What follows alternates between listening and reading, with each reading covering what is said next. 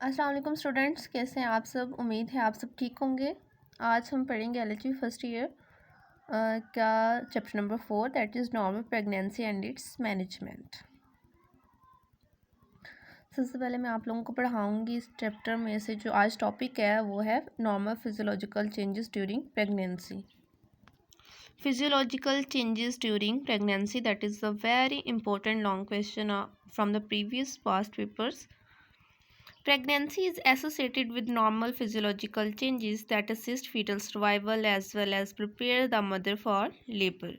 ये लाइन पढ़ने से आपको पता चल रहा होगा कि प्रेगनेंसी का क्या कह रहे हैं कि एसोसिएट किसके साथ होती है, नॉर्मल फिजियोलॉजिकल चेंजेस होती हैं। क्यों होती हैं?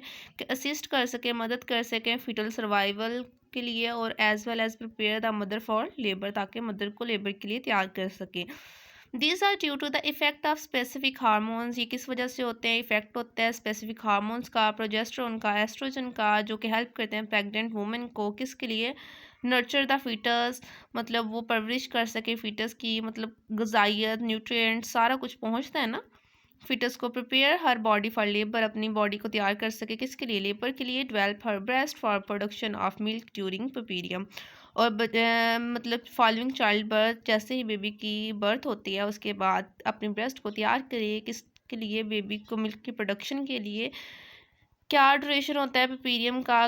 पुर्पीरियम वही होता है जो छिले का पीरियड होता है, ठीक है। Causes of physiological changes in pregnancy क्या हैं? अर्ली चेंजेस कहते हैं किस वजह से होती हैं? कि मेटाबॉलिक डिमांड होती है जो कि फीटस की भी होती है, कि फीटस चाह रहा होता है कि मुझे न्यूट्रिएंट सारा कुछ मिले प्लेसेंटा की और यूट्रस की। ये सारी मेटाबॉलिक डिमांड्स होती हैं, इस वजह से क्या होती हैं? चेंजेस होती हैं। Due to increasing level of pregnancy hormones, और प्रेगनेंसी के हार्मोन्स का लेवल भी इंक्रीज कर रहा होता है जो कि क्या है? Progesterone and oestrogen. Mechanical pressure from the expanding uterus, और क्या होता है? एक्सपेंडिंग यूट्रस से मैकेनिकल प्रेशर भी आ रहा होता है। आखिर uterus increase in length and width होगा तो सारा इसकी वजह से क्या होता है? प्रेशर आ रहा होता है। अब हम थोड़ी सी फिजियोलॉजिकल चेंजेस इन द पढ़ लेते हैं। सबसे पहले हम रिप्रोडक्टिव सिस्टम की पढ़ेंगे कि प्रेग्नेंट वुमेन के रिप्रोडक्टिव सिस्टम में क्या क्या चेंजेस आती हैं। सबसे पहले वल्वा है जो, तो कहते हैं it become vascular, hypertrophied, pigmented and some women varicose veins appear. Next one is the vagina. Vagina में भी क्या हो जाता है कि वो भी वेस्कुलर बन जाता है, एडमेटियस हो जाता है। एडमेटियस का मतलब सब में ही ये वर्ड यूज़ होगा, ठीक है। एडमेटियस का मतलब होता है स्वेलन हो जाता है, एक्सेसिव कॉम्बुलेशन ऑफ फ्लूइड्स, ठीक है। मतलब स्वेलिंग हो जाती है थोड़ी बहुत और एक्सेसिव कॉम्बुलेशन ऑफ फ्लूइड्स हो जाती है। लुक ब्लूइश ब्लूइश कलर का दिखाई देता है। कौन? विजाइना हमारा, ठीक है, जो क्वेमियर साइन जिसे हम कहते हैं, ठीक है। ये बहुत ही इंपॉर्टेंट एमसीक्यूज भी आता है कि प्रेगनेंसी में नॉर्मल फिजियोलॉजिकल चेंज जो रिप्रोडक्टिव सिस्टम है दैट इज़ द विजाइना, उसमें क्या आता है? लुक ब्लूइश, और उसे क्या कहते हैं? जो क्वेमियर साइन।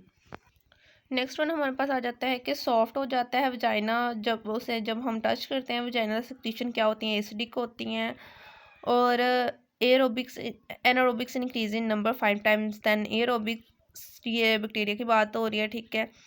और प्रेगनेंसी सेल्स क्लस्टर्स की शक्ल में होती हैं। लिकोरिया भी होता है, वेजाइनल म्यूकस भी होता है, ठीक है। ये सारी बातें हैं, ठीक है। Leucorrhoea should not cause etching and irritation but may be thin and milky और थिकर स्टिकी।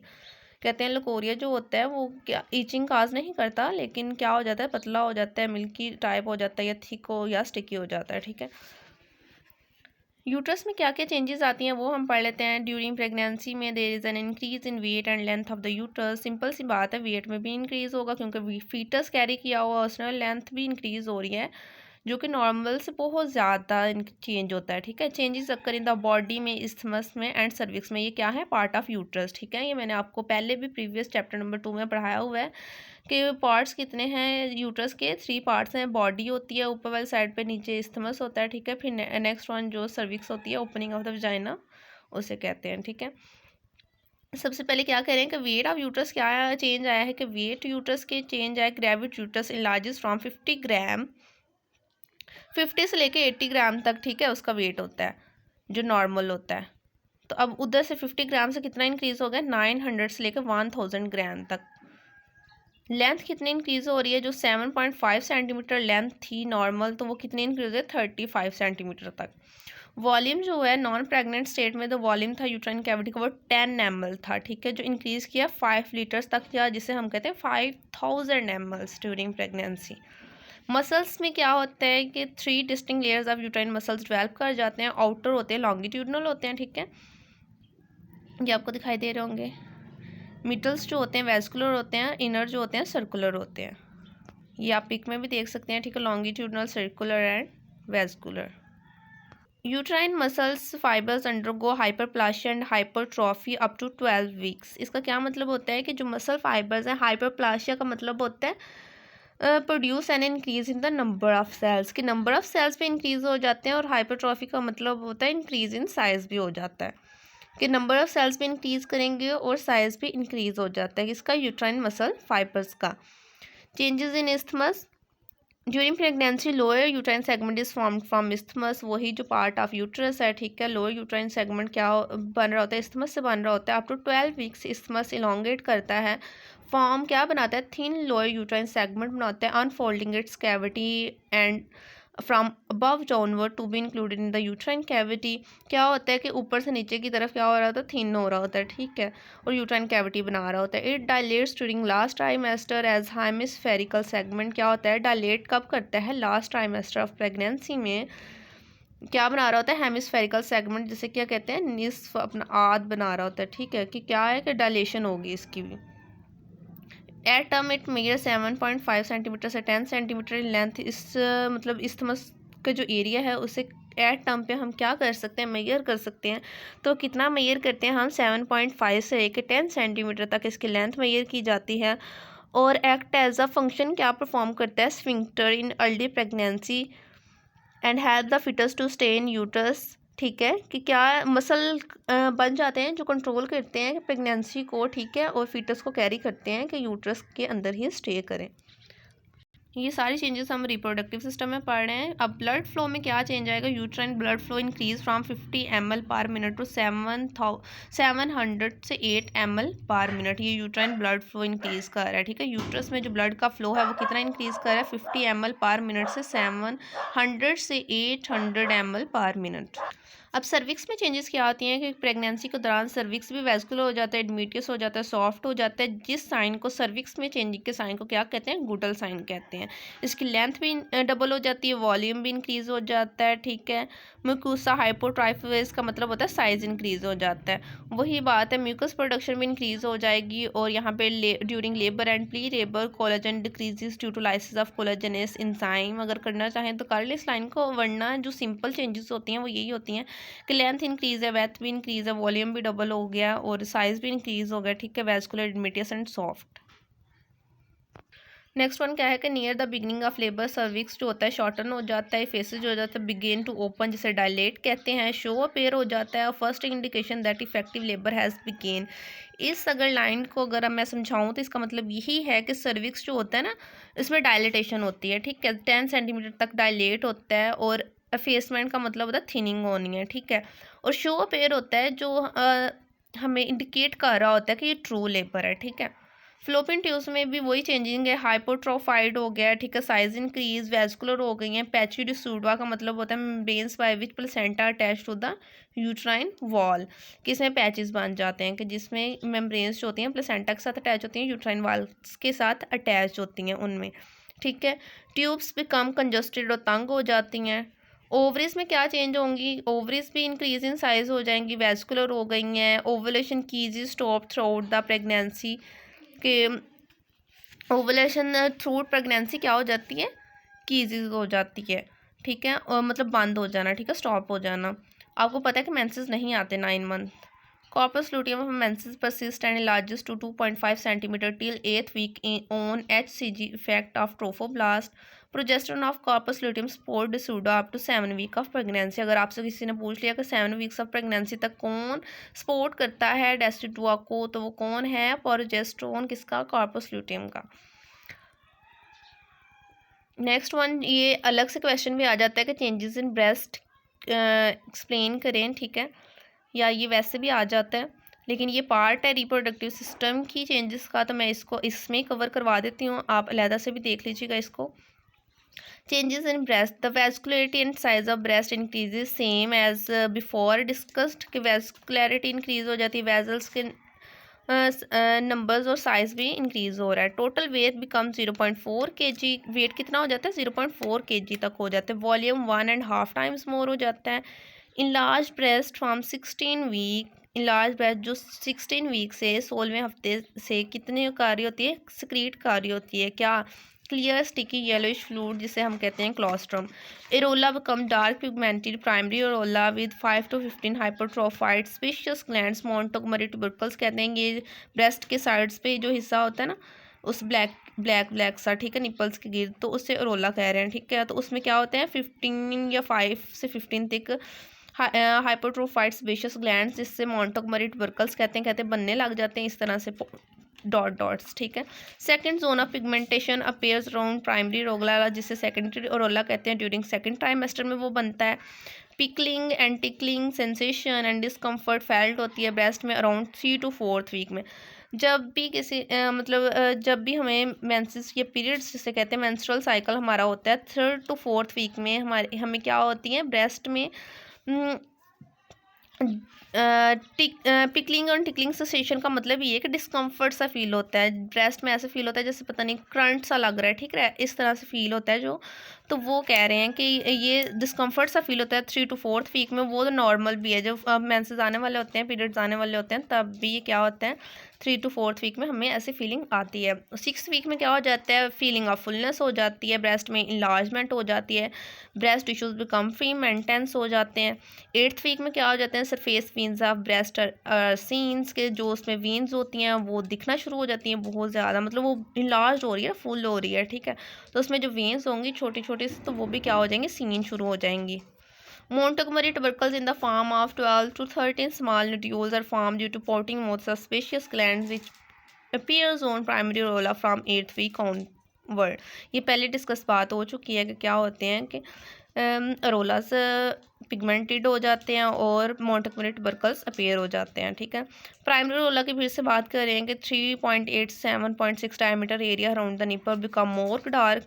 निपल्स के गिर्द जो ऐसे एरिया होता है वो बहुत ज़्यादा डार्क होना शुरू हो जाता है, मॉइस्ट हो जाता है, एडमिटियस हो जाता है in case of non pregnant women, ठीक है। 16 वीक से क्लोस्ट्रम अपीयर होना शुरू हो जाता है। सेकेंडरी रोला क्या होते हैं, प्राइमरी रोला का गिर्द ही बनते हैं और कवर करते हैं हाफ ऑफ द ब्रेस्ट को। मोल्टिड एरिया पिगमेंटेशन का होता है, may persist up to 1 year after delivery, और ये कब तक रहेगा कि 1 year आफ्टर डिलीवरी तक भी ये रह सकता है। स्किन में चेंजेस पढ़ लेते हैं। स्किन में चेंजेस क्या हैं, from the end of second month till term in many pregnant women varying degrees of pigmentation is observe. क्यों कहते हैं, सेकेंड मंथ से ही, सेकेंड मंथ के एंड से लेके ही टिल टर्म तक कि डिलीवरी के टाइम तक क्या हो जाता है कि प्रेग्नेंट वुमेंस में बहुत ज़्यादा पिगमेंटेशन ऑब्जर्व की जाती हैं। क्यों, increase activity of melanin stimulating hormone from pituitary gland, pituitary gland से मेलानिन स्टिमुलेटिंग हार्मोन की सिक्रीशन हो रही होती है, वो इंक्रीज हो गई है। The area affected are the areolas of the breast. जो एरियाज इफेक्टेड होते हैं वो कौन से होते हैं, एरोलाज ऑफ द ब्रेस्ट। अभी जैसे हमने डिस्कस किया है कि एरोलाज पिगमेंटेड हो जाएंगे, मोंटगोमरी ट्यूबरकल्स अपीयर होंगे, ब्रेस्ट वेन्स भी अपीयर होंगी, ठीक है। तो अब्डोमिनल मिड लाइन पे भी अब्डोमिन, ठीक है, मिड लाइन पे भी अपीयर होंगे, प्रीनियम पे भी, एक्सिला पे भी, ठीक है। एक्सिला प्रीनियम से नीचे वाला एरिया ऐसे होता है इस तरह से।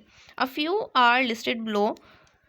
इसमें कहते हैं हमने कुछ तो आपके साथ डिस्कस किए हुए हैं। There is patchy pigmentation on face, face पे पैचेस बन जाएंगे, चिक्स पे बन जाएंगे, नेक पे, नोज पे, कॉल क्लॉजमा ग्रेविटम। मास्क ऑफ प्रेगनेंसी, या तो हम इसे मास्क ऑफ प्रेगनेंसी भी कह देते हैं या क्लॉजमा ग्रेविडम भी कहते हैं। कैसे होंगी कि फेस पे होंगी, चिक्स पे, नेक पे एंड नोज पे जो छाइयाँ से पड़ जाती हैं, ठीक है। From the symphysis pubis to xiphisternum, belly button तक, ये सिम्फसिस प्यूबिस है, ठीक है, वल्वा का ये पार्ट है, ठीक है। यहाँ से लेके ये जो बेली बटन के ऊपर तक, ठीक है, ये जो पूरा अब्डोमिनल लाइन तक, ठीक है, ये जो इस तरह से लाइन जो हो रही होती है ना, उसे क्या कहते हैं, linea nigra. Second half of pregnancy से क्या कहते हैं कि below to umbilicus appears white pinkish streaks or lines toward the flanks, जिसे स्ट्राई ग्रेविटम कहते हैं। इस तरह से ये दोनों टांगों के अंदर इस तरह से लाइंस शो हो रही होती हैं पिंकी सी, तो उन्हें क्या कहते हैं, स्ट्राई ग्रेविटम। और ये इधर से जो जा रही है बेली बटन तक वो लीनिया निग्रा, और जो फेस पे, चिक्स पे, नोज पे है तो उसे क्लाज्मा ग्रेविटम कहते हैं। नेक्स्ट वन हमारे पास आ जाते हैं changes in hair growth. Hair growth भी राइज कर जाती है 95% in pregnant from 85% in non pregnant with hair falling during puerperium. कहते हैं कि जो 85% हेयर ग्रोथ हो रही होती है ना हम नॉन प्रेग्नेंट लेडीज़ में, तो जब हम प्रेग्नेंट होते हैं तो 95% तक हेयर ग्रोथ के चांसेस होते हैं कि बहुत ज़्यादा इंक्रीज़ होंगे हेयर्स। तो या तो ऐसे भी हो सकता है कि बाल गिरना शुरू हो जाएं कब छिले के पीरियड में, ठीक है, जो कि after delivery period of 6 weeks होता है, पुपीरियम जिसे कहते हैं।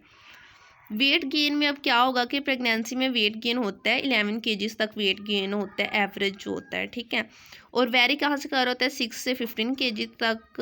अगर एक सिंगल प्रेगनेंसी है तो 6 से 15 केजी के इन बिटवीन कोई भी वेट गेन हो सकता है प्रेग्नेंट लेडी में।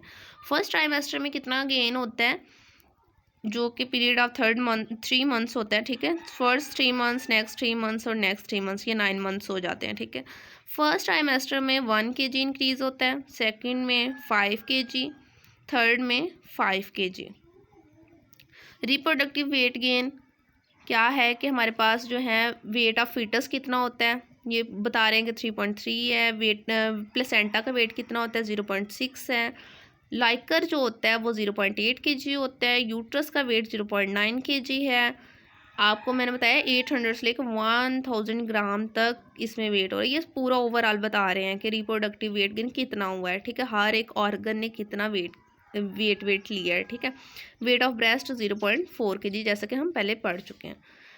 नेट मैटरनल वेट गेन जो है वो कितना है, ब्लड वॉल्यूम इंक्रीज जो हुआ है वो 1.3 kg है। एक्स्ट्रा सेलुलर फ्लूइड्स जो इंक्रीज हुए 1.2 kg हैं। और फैट्स का और प्रोटीन्स का जो अकोमोलेट करके जो वेट गेन हुआ वो 3.5 kg है।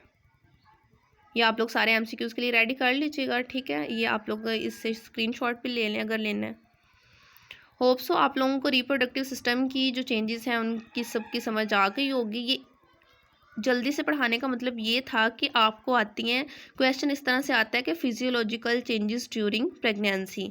अब देखें कि अगर आप एक ही क्वेश्चन को लिखते जा रहे हैं तो आप हर एक पॉइंट को भी पॉइंट्स में अगर 2-2 लाइंस पे ऐड करते हैं तो आपको बहुत अच्छा क्वेश्चन अटैम्प्ट हो जाता है। अगर इसी को ही सिर्फ एक पॉइंट को लेके ही चलते रहेंगे तो फिर टाइम भी गुजर जाएगा और क्वेश्चन का उतना अच्छा इंप्रेशन भी नहीं जाएगा। अभी कुछ और भी चेंजेस रहती हैं जो मैं आपको सरसरी से पढ़ाऊँगी कि किस तरह से होती हैं। ये सारे चेंजेस को आप मिला के अच्छा सा अटैम्प्ट कीजिएगा, इंशाल्लाह बहुत अच्छे नंबर आएंगे आपके। अगर इसमें से कुछ नहीं आप लोगों को समझ आया तो आप लोग पूछ लीजिएगा। ओके, अल्लाह हाफिज़, टेक केयर।